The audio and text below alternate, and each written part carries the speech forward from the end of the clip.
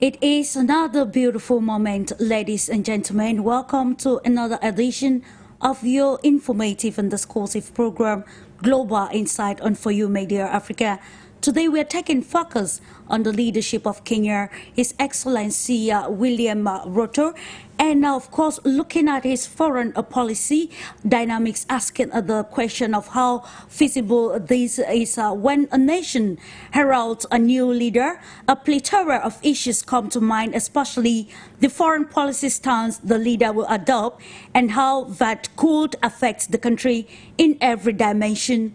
William Ruto of Kenya is one of those leaders in Africa who gains attention at every level, particularly as the world is faced with complex geopolitical dynamics, with shifting alliances and cooperation.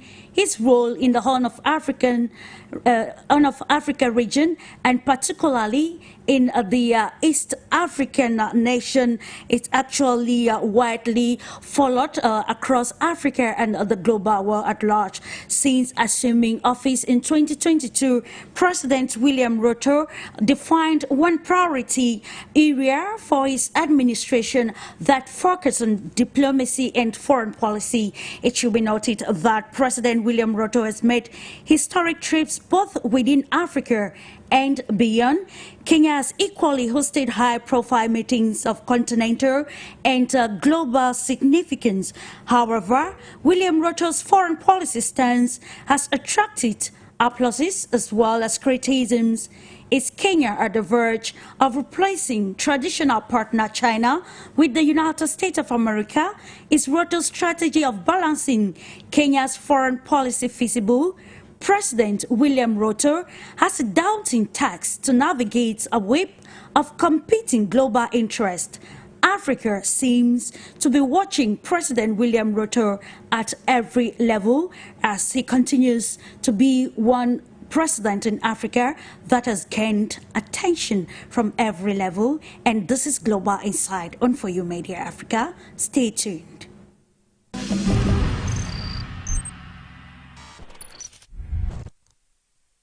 What are those peculiarities of President William Ruto's foreign policy, which has attracted the attention of people across the African continent and the global world at large?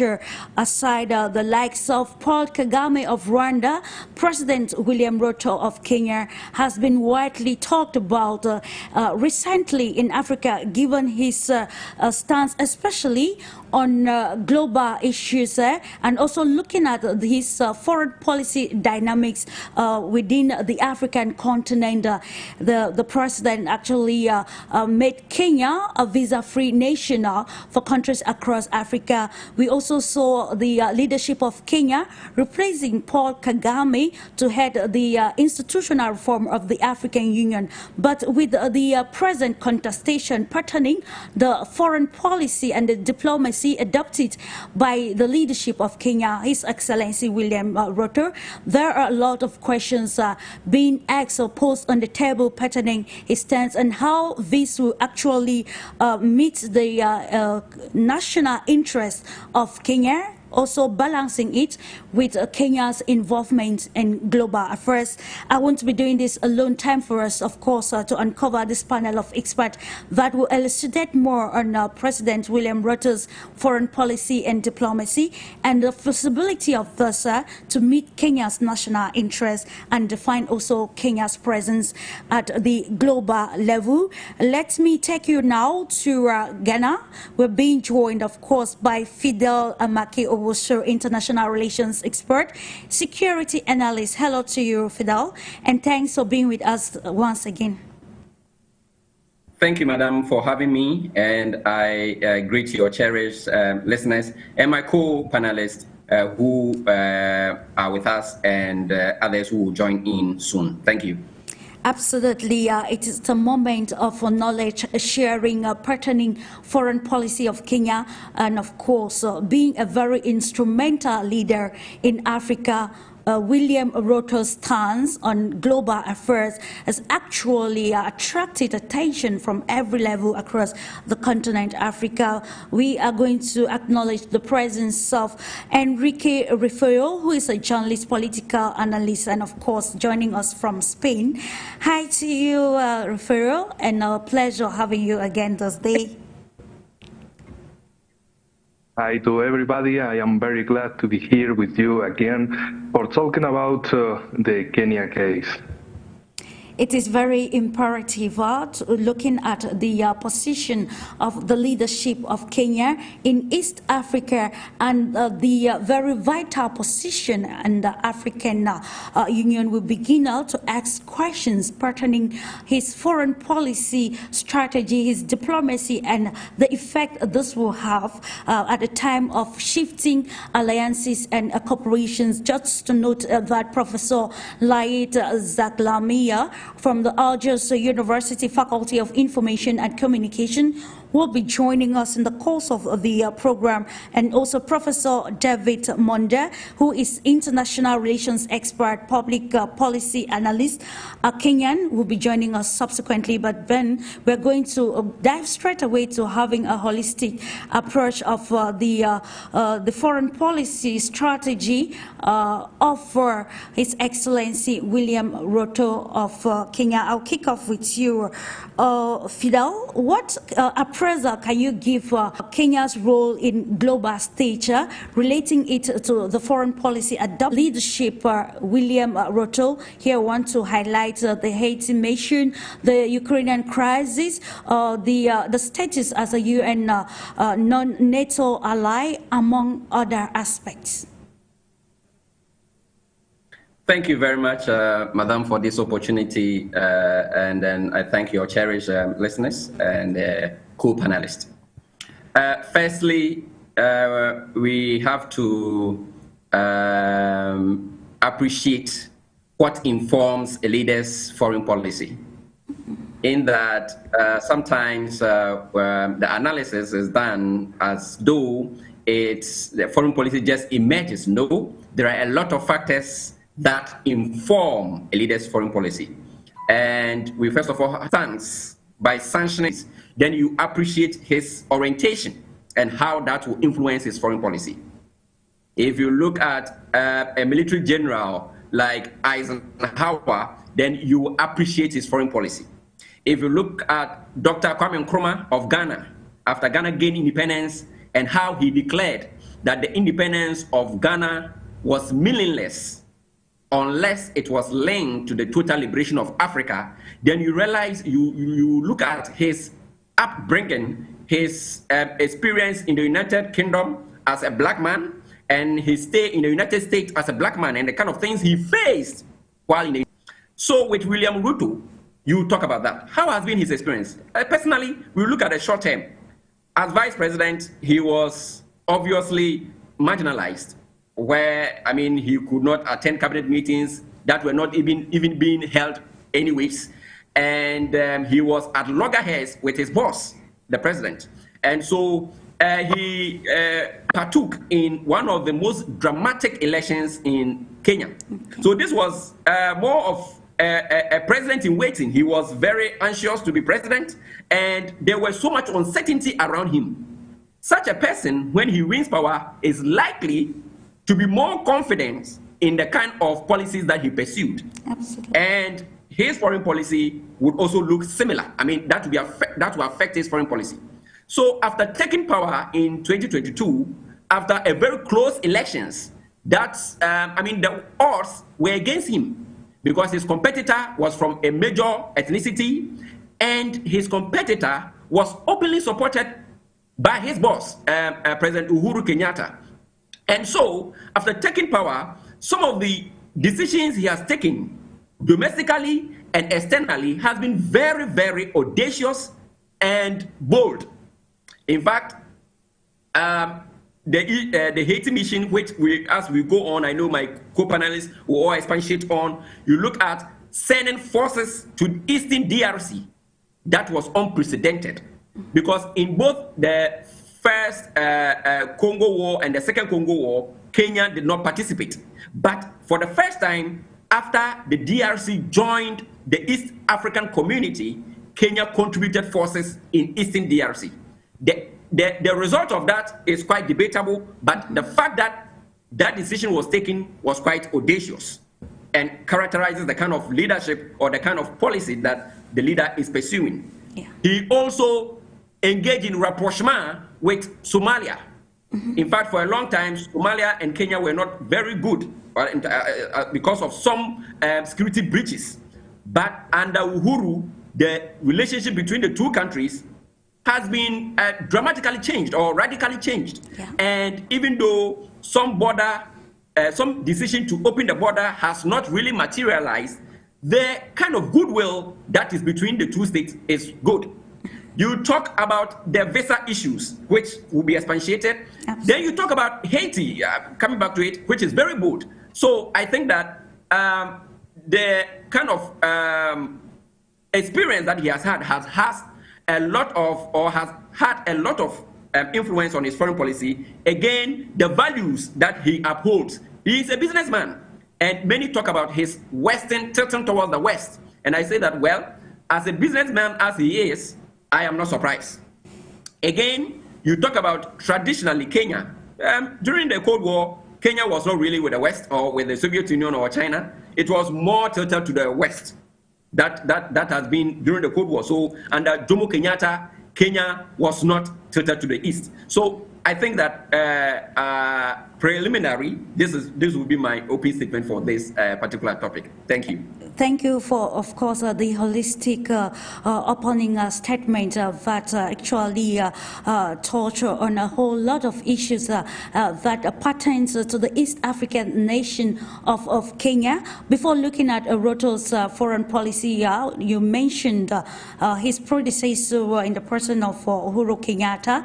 We noticed that Kenya, during the times of Uhuru Kenyatta, was also a focal point when we saw the historic handshake that brought a different trajectory, a political trajectory in Kenya. We today are still looking at this this country in Kenya that is bringing in a different trajectory as far as diplomacy and foreign policy is concerned, given that William Ruto has highlighted, noting that he wants to ensure a balanced foreign policy approach for Kenya. And of course, how balanced is this foreign policy approach of his? I think this question should be directed to you, ENRIQUE REFOYO. Well, I think we can remark a very important thing is the presence, the assistance of President Ruto to the summit in Switzerland, in the Peace Summit of Switzerland. And the most important is that USA is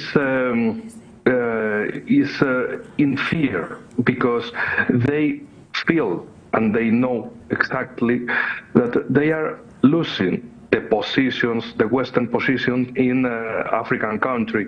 But of course, they don't try to solve by material solution, but only with narrative solution. This is exactly the same in Europe or in Africa, in Latin America, everywhere in the world. I mean, they need allies. Allies, but better said, pounds.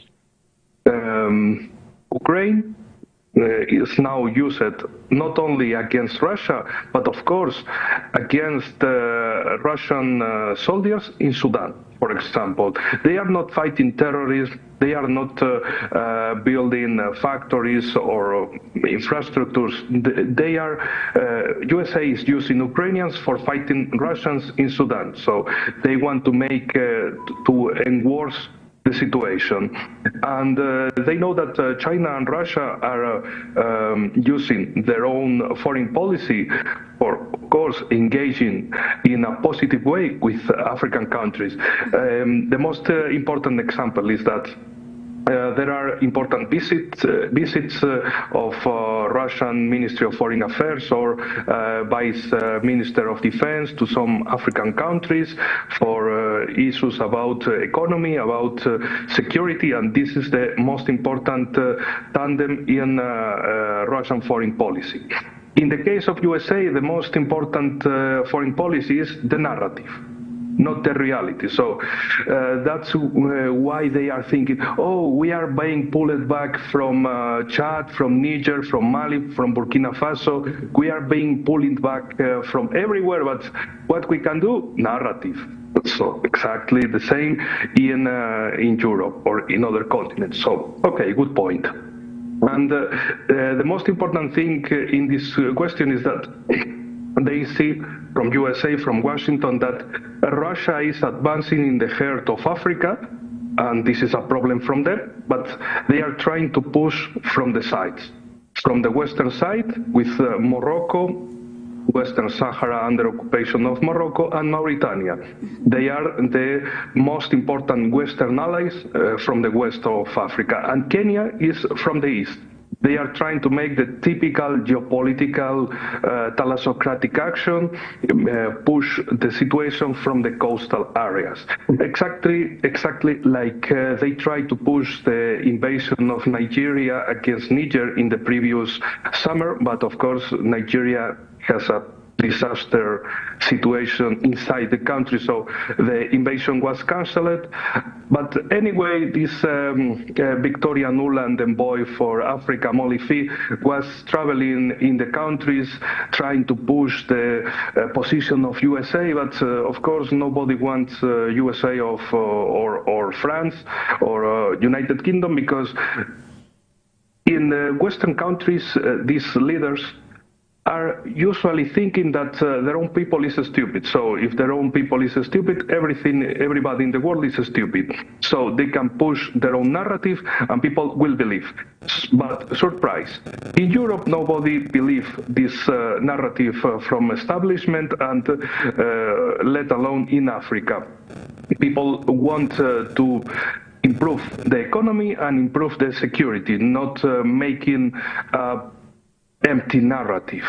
So, in the practice, in short, for ending my little intervention, Kenya by the east and Morocco, Mauritania by the west are the most important bridgeheads of the American strategy, of the strategy from USA, not in favor of Africa, but in favor of their own interests. And as we saw absolutely in Europe or in Asia Pacific, for example, in the case of Taiwan, they push the same to rule and divide strategy. So if they have to create a civil war inside Kenya or Mauritania, or a border war against border countries, there is no problem, because for USA it will die African people, like in Europe. They are pushing a war in Europe, increased war, not only Ukraine against Russia, but the whole Europe against Russia. So they are the merchants of war, and the people is tired of it. It's about understanding the narratives and seeing how you can define the factors that will formulate your foreign policy, and being a very pivotal leader across the African continent. President William Ruto's foreign policy has attracted attention from every level, given that there is a high level of multipolarism in Africa and multilateralism, I beg your pardon, and we're looking at how Africa now can define its foreign policy that could capitalize on this philosophy to its own advantage. But then we are questioning how the foreign policy of William Ruto can advocate the Pan-African spirit, and of course this is directed to you, Professor LAEED. What, in your own perspective, can you pertain as the peculiarities of the foreign policies of William Ruto, and how is this actually counteracting the the ideologies of Pan-Africanism and integration, regarding integration at every level across the continent? Thank you, Clarice. Good afternoon to you as well as to your panel, Enrique and Fidel. Of course, first of all, I have to explain why I am interested by Kenyan foreign policy. I think from the Algerian point of view, we have some shared values regarding anti-colonial legacy, as well as Pan-Africanism commitment of Kenya. Besides, we from Algeria, we see Kenya as really economic power in eastern part of Africa, and nobody will deny that it's a driving force regarding the continent. I think, of course, Kenya is the headquarters of many international institutions, whether it's UNEP or United Habitat and so forth. And it happened that I have so many friends over there, and I visited Kenya 5 times. So I know a little bit. I have so many friends, and I want to contribute to strengthen the relation between Algeria and, of course, I am in this parallel diplomacy.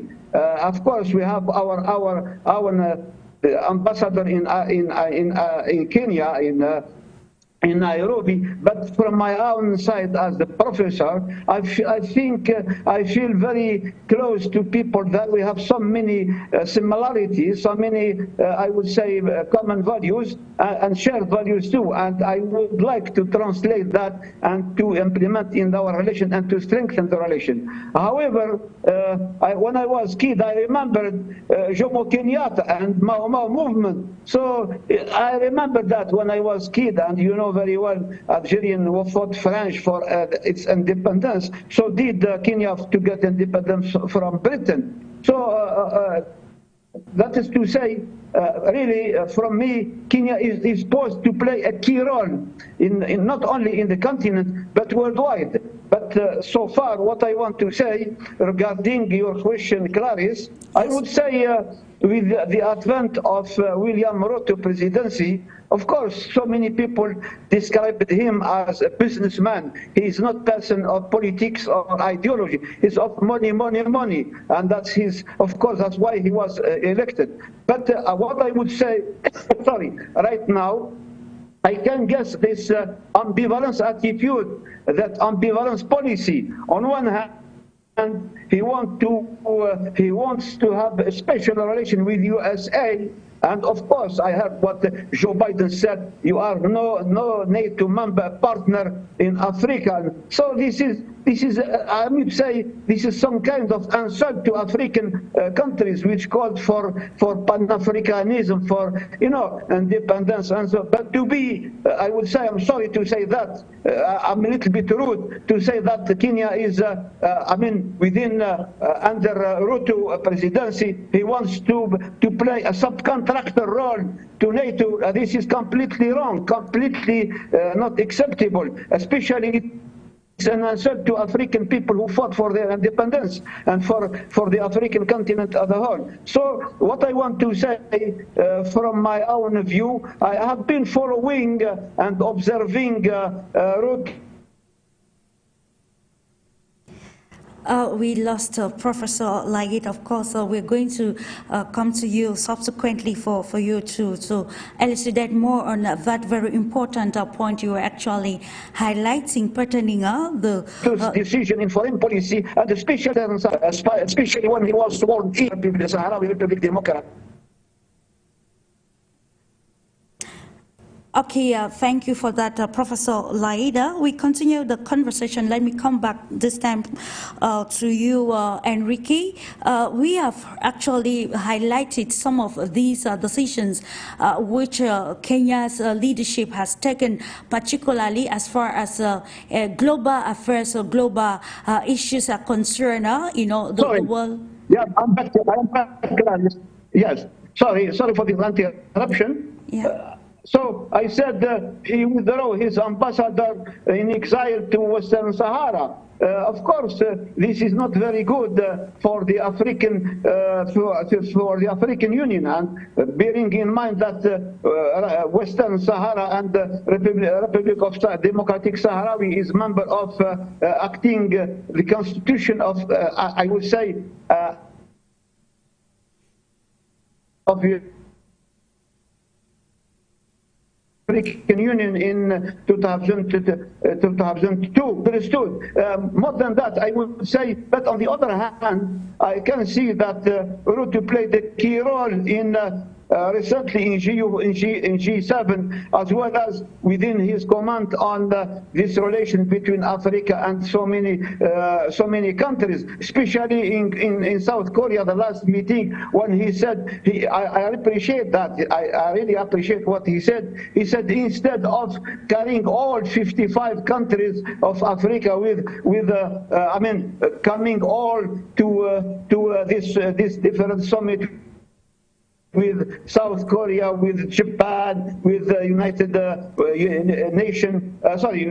States, with other countries like Turkey and so forth. Why not why don't we give the right, I would say, the privilege and the leadership, the possibility to the leadership of African Union to attend, instead bringing all people, all countries, all head of state from Africa to attend. This is very bad. More importantly, what like it for, and this I can guess that really is African Union, Kenya is adopting a very positive African Union by proposing Odinga as for the position of head of the Commission of African Union. So that is to say, there are some positive things, we cannot deny that. But on the other hand, we appreciate that Kenya has a key role to play within African continent first, and as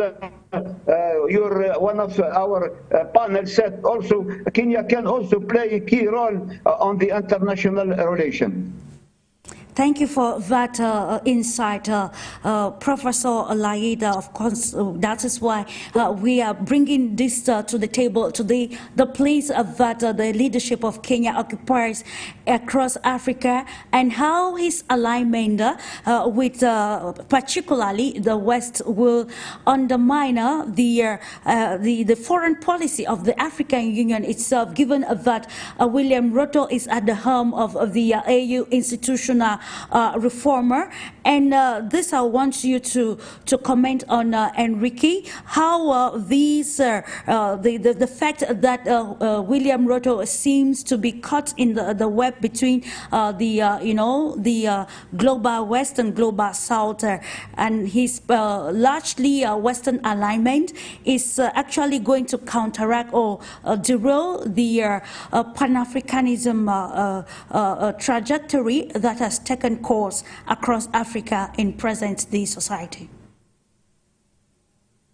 Well, I was taking a look into a world map, and I was thinking in the comparison between Colombia in South America and Kenya. I mean, Biden, after the last visit of Ruto to Washington, Biden was very handy. This reminds me a lot the using of, for example, former soldiers of Colombia in different conflicts in the world, like against Yemen, now also in Ukraine. And this is a typical example of a puppet, a Western puppet.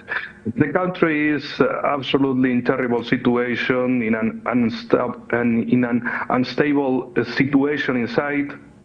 The economy in crisis, society in crisis, on the verge of civil war all the times, with drug dealers, guerrillas,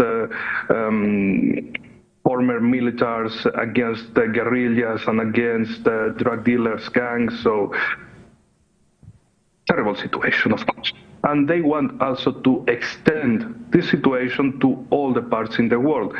Why? Because of extracting resources.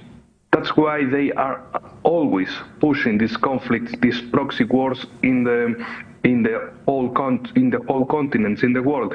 And also, you can take a look into the map and see that in the non-BRIC and also Egypt. Sudan is more and more a good partner of Russia, with China. Of course, Central African Republic is the most precise example of the Russian presence in Africa. So country under control of terrorist groups is now taking back their own country and also the economy of their own country. So this is a terrible example, of course, for USA. Example of success from the Eastern world, from the multipolar world. And the alliance of Sahel states with Niger, Burkina Faso, and Mali was also a terrible European-Russian war. So this woman, Molifi, is trying to push a conflict in between African countries, especially in the Sahel area. So you can see what means this foreign policy. And of course, the using of Kenya people in other conflicts, in other situations like in Haiti. So as they use Colombia, as they use Ukraine, Taiwan, they are also trying to use Kenya. This is, I think, my best comment for this case. From, of course, in my case, the European Western opinion. So I wait also the opinion, the assessment from our African colleagues. Thank you, Enrique. To you, Fidel, listening to what Professor LAEED actually advocated and some of the very important points highlighted by Enrique, I want us to enter deeply into the complexities of these stance taken by the leadership of Kenya in its foreign policy strategy, which he actually underlined of wanting to balance. Let us look at how this will affect across Africa now. They are actually bracing for the total reform of the African Union. And some key leaders who are actually at the helm, leaders like William Ruto of Kenya, and that's why he is replacing, or he has replaced the leadership of Rwanda Paul Kagame as the AU institutional reform leader. After, also looking at how this involvement in 2023, William Ruto said that Kenya was going to actually, adopt a very cautious and neutral stance on particularly geopolitical issues to be able, to defend Kenya's interests, particularly and holistically the interest of Africa under the banner of the African Union. With the present state of affairs, given the turn of the direction taken by William Ruto, where can we position Africa's, position in the world of multipolarity at this particular juncture? Thank you very much, Madam, for this important question. Firstly, in the 1950s and the 1960s, when Dr. Kwame Nkrumah took over the helm of affairs, he had fought for the independence of Ghana, and Ghana became the first country south of the Sahara to gain independence. This was substantiated. This was how Nkrumah practicalized his philosophy in terms of foreign policy. He wrote a letter to President John F. Kennedy, and in that letter, he was able to convince the United States to sponsor one of the largest dams to be built in Africa at the time, the Akosombo Dam. For decades, that dam provided electricity or produced energy for Ghana. He also took money from the United States to build aluminum smelter in Ghana and built a nice coastal state known as Tema. That is the port. Nkrumah was able to get that from the United States. Now, to the east, the Soviet Union, Nkrumah was able to convince Nikita Khrushchev, the premier of the Soviet Union at the time, to build what we call the Black Star Line, a shipping line, a national. The world is not white. We don't have bad people and good people clearly defined. My colleague from Spain mentioned Russia's presence in Africa and then the United States presence in Africa. And if you look at both, or the Western presence in Africa, you look at both, they have both advantages and disadvantages. I'll mention the West.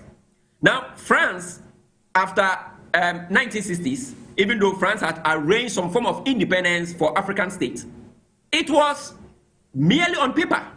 It was not practical. France signed very debilitating and very unfavorable deals with African states.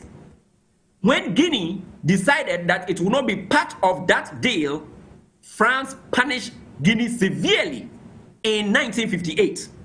It was Ghana that gave Guinea 10 million. France wanted to use Algeria as a backyard farm, and the Algerians were not in that or in for that.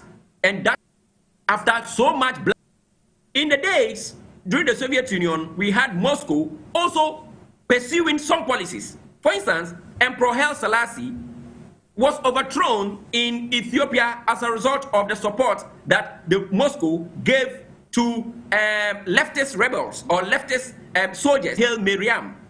That was not positive. Currently in the Sahel, we find Wagner forces exploiting resources in exchange for security. That does not benefit Africans. Because if you take the resources that way, how does that benefit the African? You find the Fube tribe or the Fube ethnicity, that is the Fulani, nomadic people, being killed by Wagner forces. That is not propaganda by the West, that is reality. And many Fube are at the receiving end of such indiscriminate killings. So it takes African leaders to define what is in the national interest. No country outside is evil, neither is any country an angel. There's no free lunch from Russia and there's no free lunch from the United States. So what it needs is for to prioritize its interests so that when it sits down, or African states sits down with these powers, who are great powers or superpowers, who have more advanced technology and advanced economies, you need to prioritize your interests in order to get the best benefit. Africans cannot develop alone. They need partners. But that partnership should be a win-win partnership. And when you are negotiating with a greater power like Russia, United States, or any other power, you need to put the interest of your people, the jobs that the people need, the factories that they need, the kind of protection, security protection that they need, not discriminating against some groups in the name of fighting terrorism. So far as Africa's foreign policy is concerned. Now let's look at a country like Haiti. Yeah. Yes, it is clear that if Kenya goes to Haiti, it is doing what people have termed the dirty job of the West, because US has several. We should look at it this way too. Haiti is a black state. Haiti was the first black country to fight for its independence in the Caribbean. Now, these people were lifted from Africa to the Caribbean.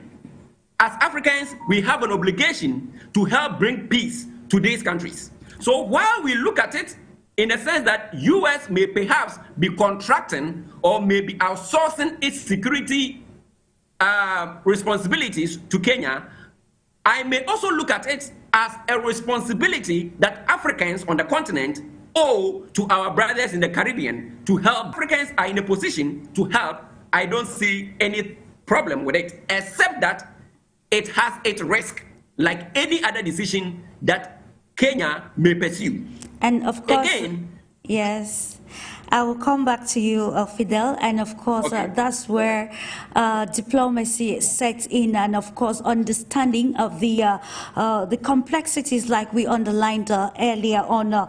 You quite mentioned a whole lot of narratives, which I think that is what the reawakened world is actually addressing at the particular moment, particularly the place of Africa in understanding some of these, how these geopolitical competitions stand at the mercy of African transformation. You quite mentioned the role of France, and you know that African countries that were colonized by France, actually we are not directly having their independence, and we are still seeing the effects today. But then aspects of globalization, about a reawakening of the African consciousness. And to you, Professor LAEED, I would love for you to react keenly to the comments propounded or advocated by FIDEL pertaining the geopolitical discrepancies and the relationship with Africa, and why Africa has to take strategic decisions pertaining its foreign policies to navigate all of the geopolitical competition around the continent today.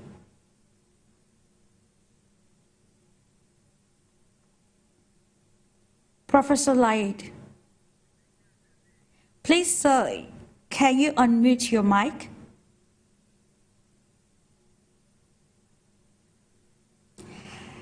Hello, Professor LAEED. Please unmute your mic so we can get what you're saying. Thank you. Sorry, I'm so sorry for that. I'm so sorry, Clarence. So what I am saying, Africa, it's high time that Africa should exist, should speak out its mind, and should insist on being, I would say, driving force too in the world affairs. I have to admit, and insofar there was very weak, I'm sorry to say that, there is very weak, I would say, leadership of Africa. Unfortunately, I'm speaking about leadership at the level of African Union. African Union, for the last couple of years, didn't play a key role in world affairs. On the contrary, instead of being driving force, it was the following force, if I say that, if I may say that. If I may say that. So now time has come that although there are so many decisions taken by African Union, especially when I speak about Agenda 263 and talking about prosper of Africa, dignity, etc., and so forth, and this and that. But on the ground we cannot see. We can see sometimes, unfortunately, so many Africans are depending on former colonialism, former colonial power, whether it's Britain or whether it's Germany or France or Italy or Belgium or so forth. So time has come that Africans should remove from their mind the spirit of dependency on the other. So they should think, reappropriate and reconquer their own independence. Now, from what I am saying on international affairs, I would say the battle now, the fight now is the West versus the rest of the world. And what we have seen for the last years, and especially with mentioning the case, the war between Russia and Ukraine, we see how NATO is supporting Ukraine and against Russia, and vice versa. They are neglecting what is happening in Western Sahara or in West Bank or in Gaza and so forth. So I would say West values are no more valid because they have shown their inability, their inconsistency, their unfairness towards the values they have been advocating for the last, since the end of Second World War, whether in terms of justice. Barack Obama was Kenyan, and that's why alongside this attitude, this policy, so that's why Ruto has said he wants to have to advocate special relation with USA. So also we have other problems regarding other difficulties of Ruto's and ambivalence policy, especially when it comes to relation within African countries, and particularly, as I said already, in the Sahara, in the Western Sahara. Unfortunately, foreign policy, and I may be a little bit tough on this, foreign policy of Kenya is more based on short-sighted interest rather than on principles and values. So, of course, as I said earlier, because Ruto is a businessman, so he cares only for money. And what we have seen, for instance, in this issue of Western Sahara, Algeria played a key role in this question of bringing the solution through United Nations and through African Union. There is also this question of lobbying, and I remember recently I was in, and how, fortunately to say also, that Kenya was at the mercy of lobbying from a country in North Africa, lobbying to offer them fertilizer, although Algeria has already donated 16,000 tons of fertilizer because of this friendship and partnership and solidarity. But of course, other African countries in the north, in the west, I would say in the north of Africa, were bargaining and about this, and I would say even blackmailing policy. If they want to be a key player within the African Union, if Odinga has to be the next, of course, commissioner of African Union, he should stand by values, by principle, and not by just narrow interest. That's why I would say Kenya cannot play games between this and that. Time has come that they should stand, they should stand and choose their I would say their camp one way or the other. We cannot play games with one position, and African Union has this ability to speak one voice worldwide. That's why Algeria too, when being member, non-permanent member in the Security Council of United Nations, is speaking of course with Sierra Leone as another member, and Mozambique also. So these countries, Africa is presiding, I say, in putting together countries, African countries, to speak one voice within the program that brings greater understanding to the problems affecting Africa and the world at large. We today looking at Kenya's foreign policy, given the nation's place across Africa in its drive for to having a pan-African vision materialized.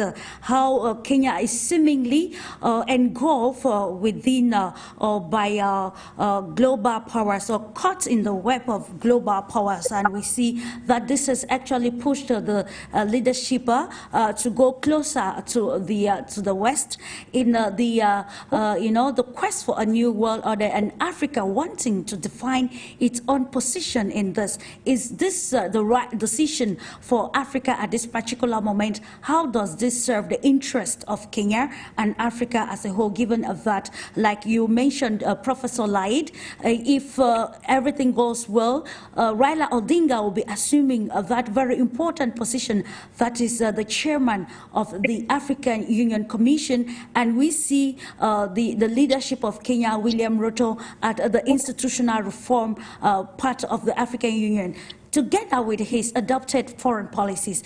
How does this affect the African continent? And this is where I come again to you, Enrique. We want to get a broader understanding pertaining some of the decisions that we need to take as far as the new world is concerned.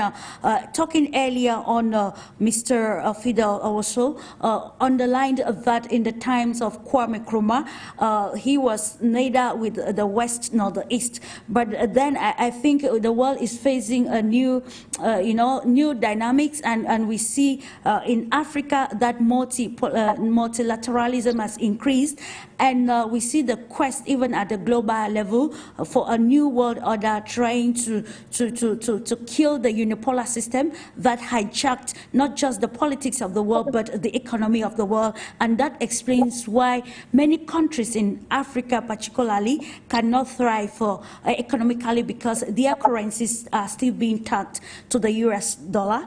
So what are those decisions that needs to be taken intentionally, aligning with the foreign policies that Africa adopts in today's world to meet the changing global dynamics?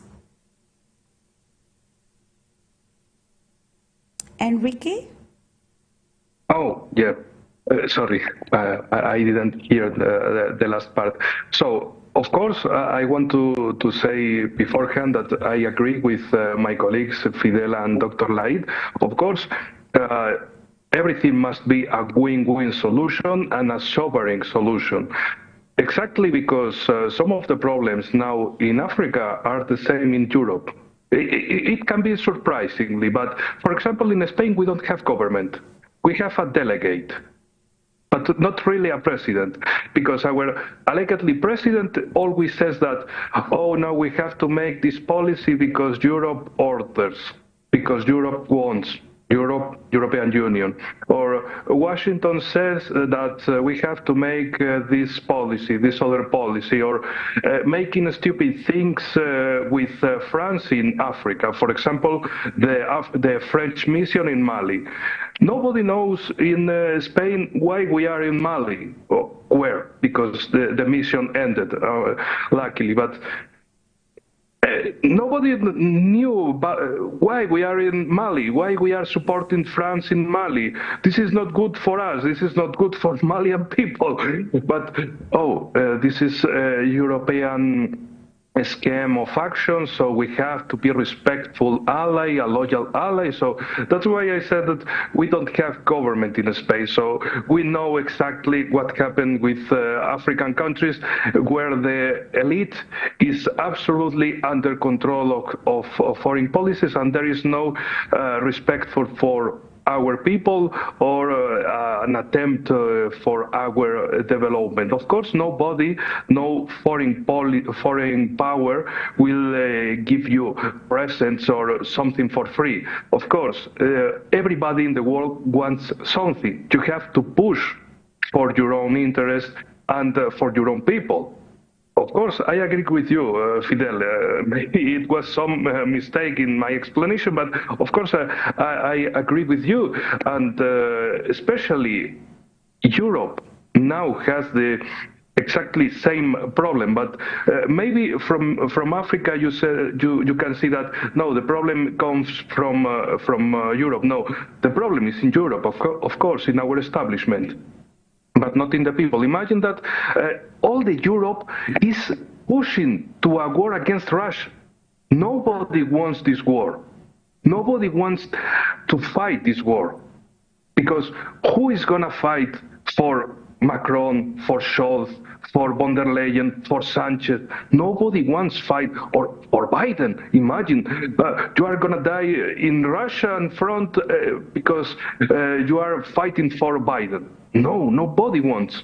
But they are pushing the narrative, and they are pushing the local government, the local delegates, really, to push this war.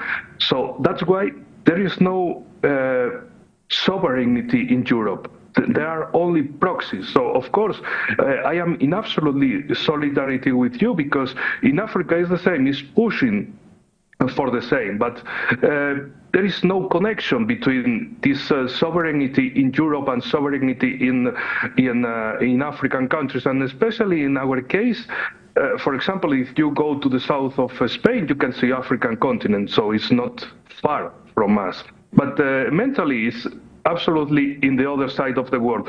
And also, it's longer to explain, but we are very close, but our government acts like Spain is located in the Arctic Ocean, in the North Pole or something.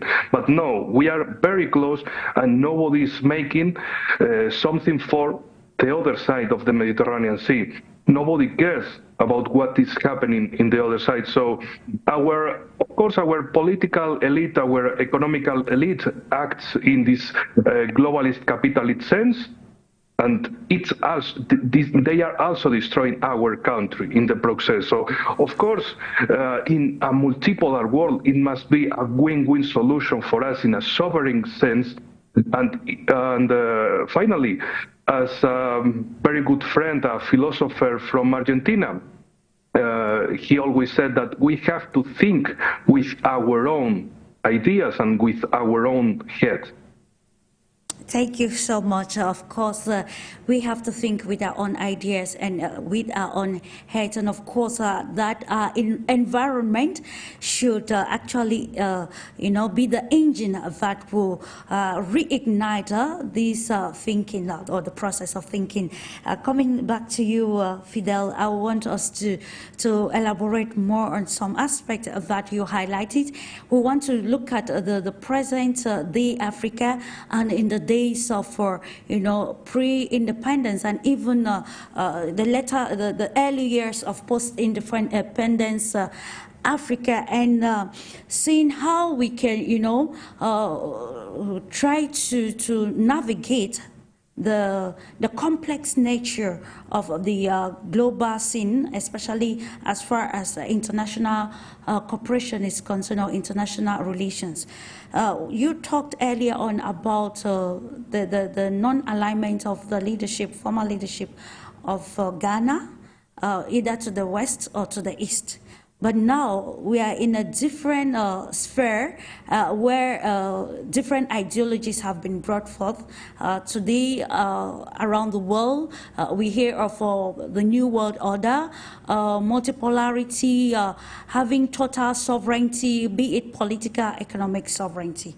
So now, and we also know that Africa's voice has been limited on global issues, particularly because the continent has no, basically no permanent seat at the decision-making body, that is the United Nations Security Council. And we want to look at how the leadership of Africa in present-day society, including Kenya's William Ruto, can, in one accord, advocate for this place of Africa at the United Nations to have a strong voice on issues of global interest that directly affect the growth of the African continent. All right. Thank you very much for this question, Madam. Firstly, I would like to respectfully respond to a few things that Prof said. Dr. LAEED said about the Kenyan foreign policy being more or less short-sighted. I will beg to differ in that if Kenya sends forces to the DRC for the first time, it's not short-sighted.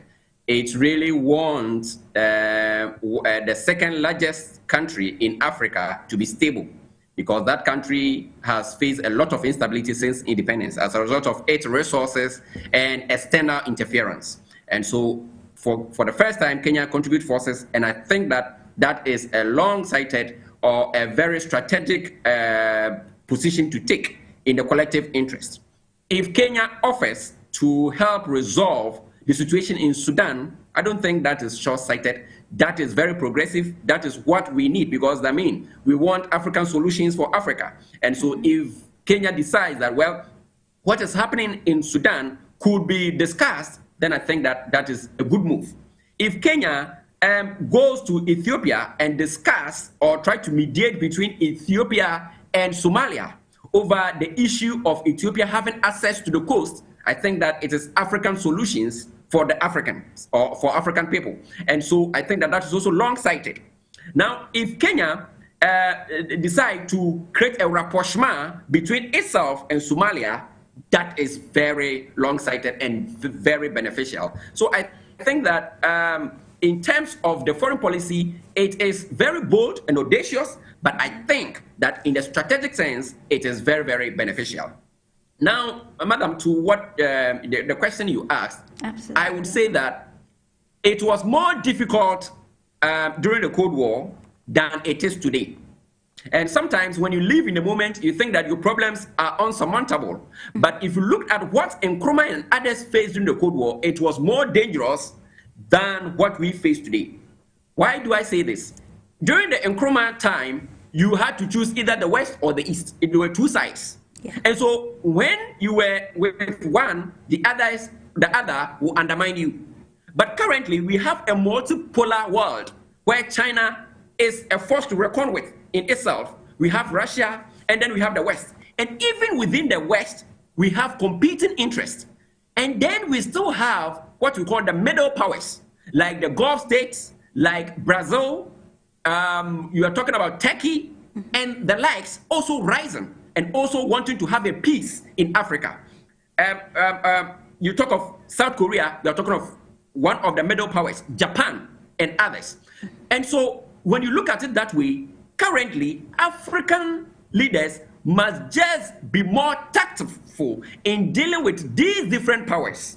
And as I said, with their interest being paramount. Absolutely, yeah. You don't go to serve the interest of others, you serve the interest of your people.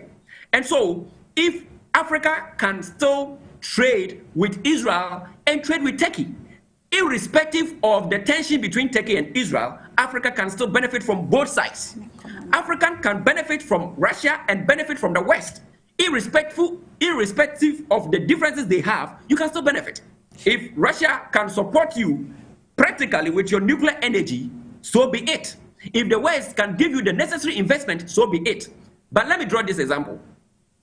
When China, in the 1970s, Nixon visited China, and the West, tried to accept China to take its rightful place in the Security Council in the 1972 visit and the subsequent event, you realize that every China started opening, and U.S. investment in China was top. We found Apple setting up plants. Apple, that is Apple, the Apple company in the U.S., setting up a plant in China in order to maximize its benefit. So if the U.S. was taking advantage of the Chinese market, nobody tells me that I shouldn't go to China or I shouldn't relate to China, and I will agree. If the same way, China was also taking investment from the United States. So China was also benefiting from money that came from the United States in the form of investment with the national interest. Why was Kenya, when Kenya visited Washington, what were the benefits? The deals that were signed. Those are the things that you look at. If China goes to Beijing today, what is China getting in Beijing? These are the things. And how does that benefit the ordinary African? Yeah. So I don't think that foreign international relations should be a zero-sum game. Dr. LAEED, I like what Algeria does. Algeria is very close to the Russia, but it's also very close to the United States. And you don't see Algeria taking sides and fighting for one against the other. They benefit from both sides, and they trade cautiously by putting the interest of Algeria first. So if Algeria can get some benefit by sharing some intelligence with the US or Russia in order to protect its territory and also pursue its interests, so be it. Yeah. So what I would say is that in Russia, and it came out that US actually shared intelligence on the matter with Russia before it happened. Now, these are some of the cooperation that happened behind the scenes. Not long ago, after the September 11 attack, Putin cooperated with US in supporting it against, fighting against this terror menace.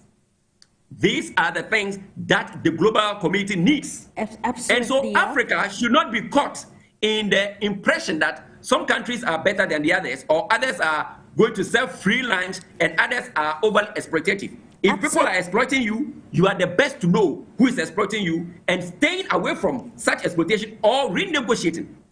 Sometime back, that was last year, yes, we found the DRC going to Beijing to renegotiate a deal with the country. That is what we call putting your interest first. And I'm very actually happy that you have highlighted the fact that Algeria as a nation collaborates with the Western as well, with Russia. No Global Insight actually not saying countries should actually choose side.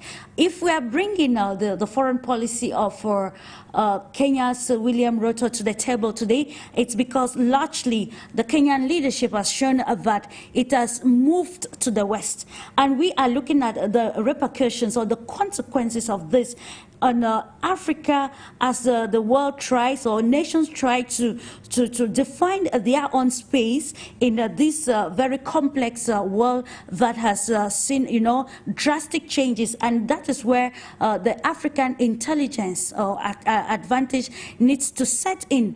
And I think it's diplomacy and foreign policy is what African stakeholders, particularly stakeholders, needs to advocates to be able to define the continent's place at the global level. You listened, I think, to the speech presented by William Ruto when he attended the supposed peace, Ukraine peace summit. We also heard how categorical he was, and then trying to, making a decision that this is where I am, and that is something you just counteracted now.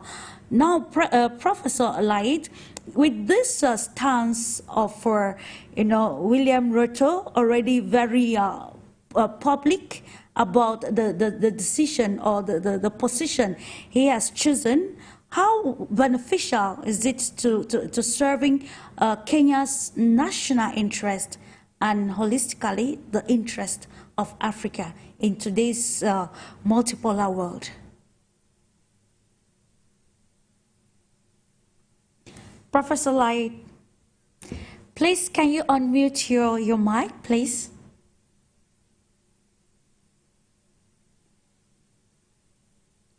Hello, Professor LAEED.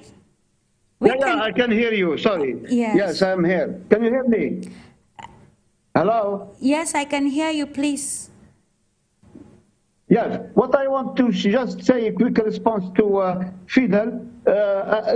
When I said short-sighted, it's exactly with regard to the conflict in Western Sahara. I couldn't understand how suddenly President Ruto, as soon as he was sworn in, he just sent away he just changed his policy towards the Western Sahara conflict. And then more recently, as I said, he just, what he did, he just withdrew the ambassador of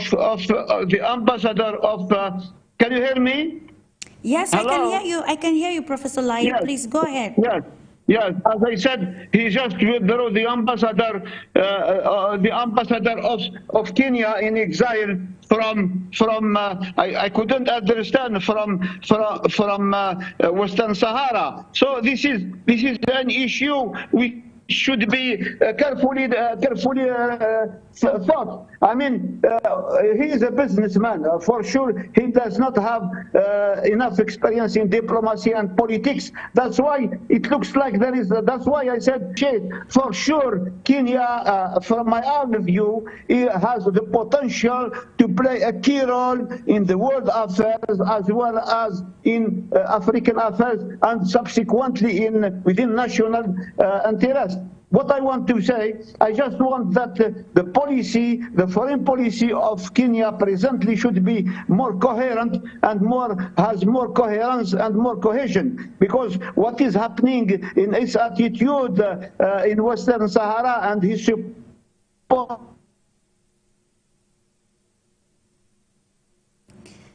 We lost Professor LAEED. We'll come back to Morocco annexations of Africa as well as United Nations. But on the other hand, I really appreciate that Kenya is playing a role. As a matter of fact, about 1 week ago or two, the Foreign Minister of Kenya, he was welcome in Algeria, and he was attending this conference within what we call the 10 countries of African countries who pledged, who are fighting for, of course, who are fighting for more diplomacy, for the change of the system of the veto within the Security Council.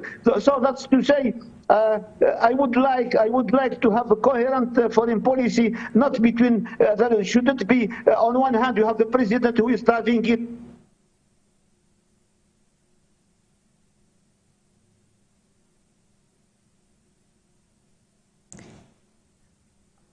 to business and to the hand of Africa. But overall, I am sure the President Ruto will come to the conclusion that he will serve the interest of Africa, and that is very appreciating. Between the United States of America and China.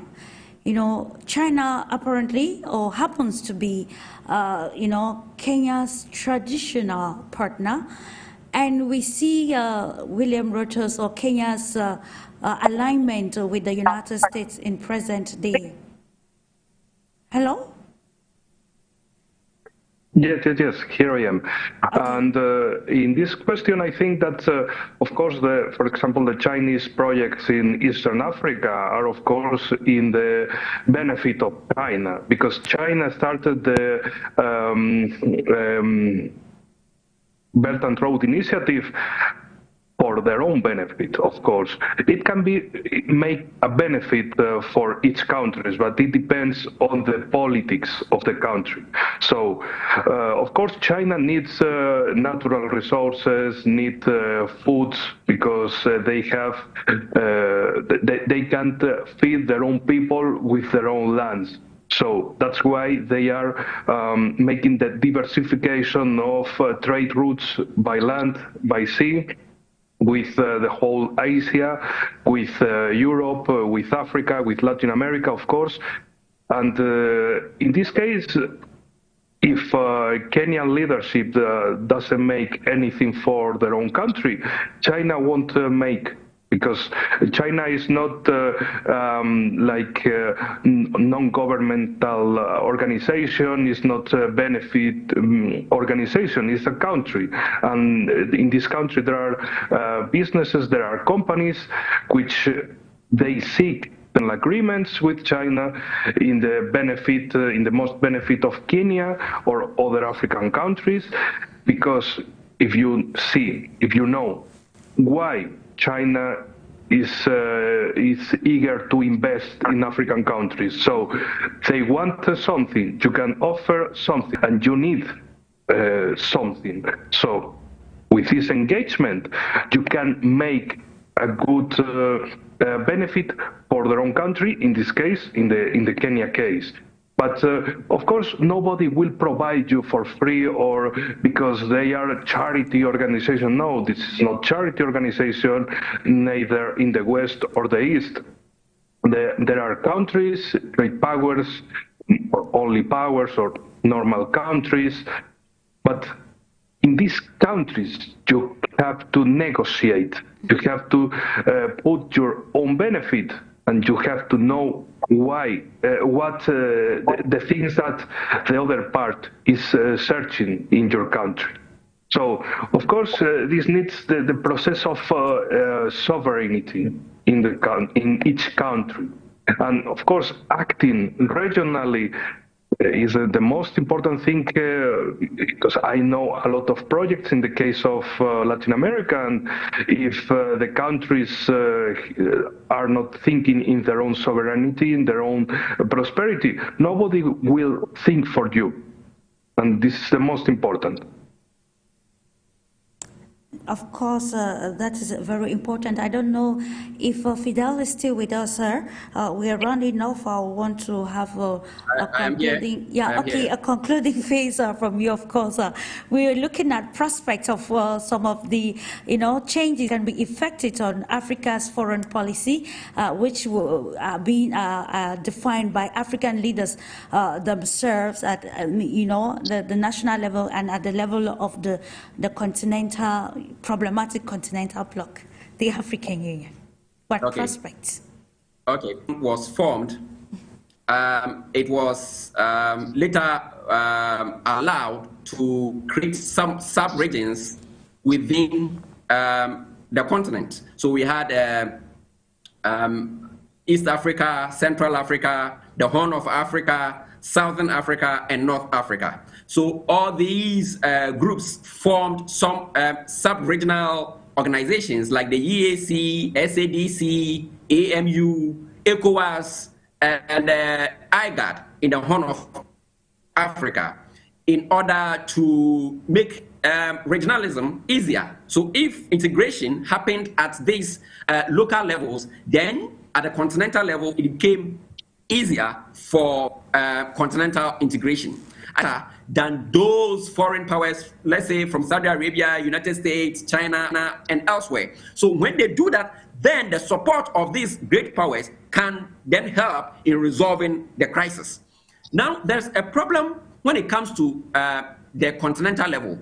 You know, AU from the word go did not start on a good note. When others like Kwame Nkrumah and Julius Nyerere were advocating for a greater integration, Kwame Nkrumah was first. Julius Nyerere did not support him about African unity or African cooperation. That is not happening. Why is Kenya going the way it is going? Because it feels that, look, the regionalism is not happening. Countries are pursuing individual goals. And when countries pursue individual goals, individual states will choose what is in their best interest without necessarily considering regional interest. That should be noted. So you realize that in every region, countries are taking different paths towards development and creating different alliances. Even though they play both sides, they are more closer to one side against the other or over the other. And that is the reason. So at the continental level, we need more powerful institutions at the continental level. The AU Commission should have teeth to bite. It should not just be talk shop. We go have conferences, come home, and then individual states pursuing individual interests. So until that happens, every state will try, or Ghana will pursue individually. But if state, and this is where we are going, without ambivalence and without double standards, then we can all move towards that platform. So I believe that at the continental level, we should create greater institutions so that for it to be efficacious and efficient. A statement from you, Professor LAEED, pertaining the foreign policy strategy of William Ruto. And let's look at holistically what the African continent will meet the interests of the continent. Yes, thank you. It's very appreciating.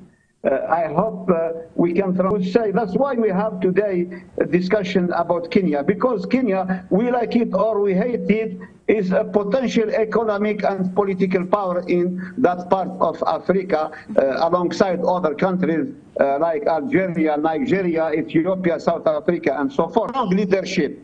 And without making any statement or something of like that, Odinga, who has been for so long time a politician and in the opposition, and of course he stood for many times for the presidency of Kenya, and he fed for one reason or the other. But I think he deserved to be accepted and to be offered this possibility and lead the continent, because he is pair of strong and powerful leaders who can speak out their mind with regional, but continental, and why not international. But always bearing in mind that this should be based always on values, on principles of independence, on principles of security, of peace and cooperation, without, of course, succumbing to blackmailing here or there. So, of course, I understand, as I said already, President Ruto's background as business. We should not forget that we should fight for the independence of Africa. Of course, through the Continental Free Trade Association, Africa has the right, has the potential, has all the possibility to take with the possibility. And I am sure, I am confident with the emergence of countries like Kenya, Africa will really play a key role in the world affairs. And thank you very much. Absolutely. It's about defining Africa's position in the global dispensation or the global dynamics.